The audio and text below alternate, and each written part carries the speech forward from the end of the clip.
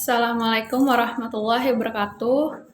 Perkenalkan, nama saya Feby Lestari. Saya dari Fakultas Ekonomi dan Bisnis, jurusan Manajemen. Di sini saya akan membahas tentang lingkungan hukum untuk memenuhi tugas bisnis internasional. Lingkungan hukum. Suatu perusahaan dalam negeri harus mengikuti hukum dan kebiasaan negara asalnya. Perusahaan itu harus menaati bukan hanya dari negaranya sendiri, tetapi dari negara yang mereka tuju. Hukum negara asal maupun hukum negara tujuan dapat sangat mempengaruhi cara perusahaan-perusahaan internasional menjalankan bisnisnya. Selanjutnya, di sini saya akan membahas perbedaan dalam sistem hukum. Dibagi menjadi 3. Yang pertama, hukum Anglo adalah fondasi sistem hukum di negara Inggris dan bekas koloni-koloninya, termasuk Amerika Serikat, Kanada, Australia, India, Selandia Baru, Barbados, Saint Kitts, dan Nevis. Di sini juga ada Malaysia. Hukum Anglo diadakan pada kebijakan kumulatif, putusan-putusan para hakim tentang masing-masing perkara sepanjang sejarah. Yang kedua, hukum kontinental didasarkan pada suatu kodifikasi atau daftar lengkap tentang apa yang diperbolehkan dan apa yang tidak diperbolehkan. Sistem hukum kontinental berasal dari Alkitab dengan bangsa Romawi yang menyebarkan ke seluruh dunia barat. Yang ketiga, di sini ada hukum agama, didasarkan pada ketentuan-ketentuan yang diciptakan secara resmi yang mengatur iman dan praktik suatu negara tertentu. Maksud saya suatu agama tertentu. Suatu negara yang menerapkan hukum agama untuk tindakan perdata dan pidana disebut sebagai teokrasi. Di sini saya mengambil contoh negara Iran.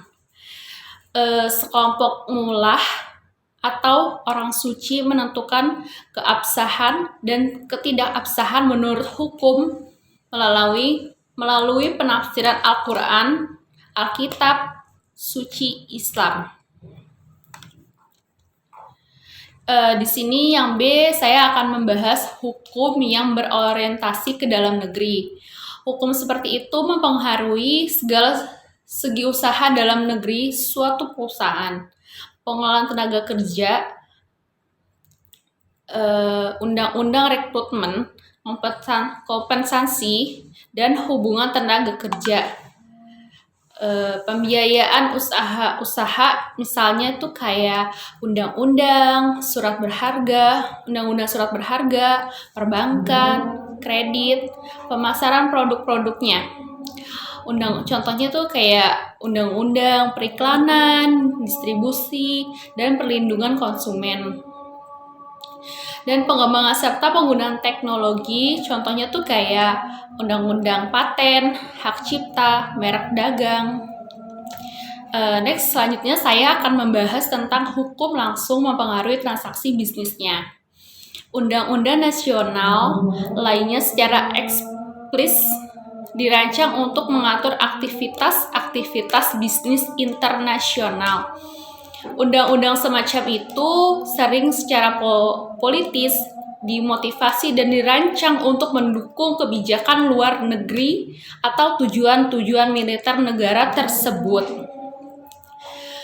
Suatu negara mungkin akan berupaya mengajak negara kedua untuk mengubah kebijakan yang tidak diinginkan dengan menerapkan sanksi-sanksi perdagangan dengan negara tersebut.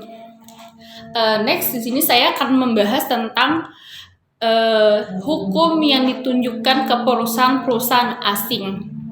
Dalam kesempatan ini, negara-negara mungkin lain mengesahkan undang-undang yang secara eksplisit ditunjukkan bagi perusahaan milik asing.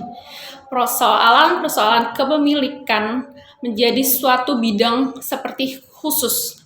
Dalam kebanyakan negara, terdapat perdebatan terus-menerus antara sayap kiri, sayap kanan, politik tentang keseimbangan yang tepat antara pengendalian pemerintah terhadap ekonomi dan ketergantungan pada kekuatan-kekuatan pasar untuk mengolah sumber daya.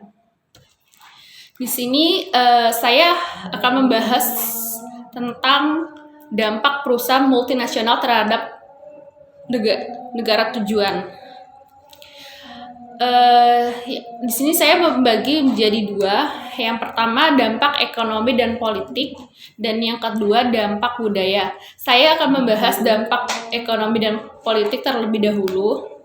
Perusahaan-perusahaan multinasional mempengaruhi setiap perekonomian lokal di mana perusahaan tersebut bersaing dan beroperasi. Banyak di antara dampak tersebut bersifat positif. Selanjutnya, dampak budaya. Perusahaan-perusahaan multinasional juga dapat mempunyai pengaruh besar terhadap dunia yang menjadi tempat beroperasinya. Selanjutnya, saya akan membahas penyelesaian sengketa dalam bisnis internasional. Banyak kontrak bisnis internasional menerapkan jawaban atas pertanyaan-pertanyaan ini. Untuk mengurangi ketidakpastian dan biaya dalam menyelesaikan sengketa, pengadilan kebanyakan negara perdagangan besar akan menghormati dan melaksanakan ketentuan-ketentuan kontrak ini. Sejauh hal itu tidak bertentangan dengan aspek-aspek lain kebijakan publik dengan negara tersebut. Agar prinsip tersebut berlaku, negara-negara umumnya menuntut 3 persyaratan. Saya akan menjelaskan. Yang pertama, timbal balik antar negara, yaitu negara A dan negara B bersama menyetujui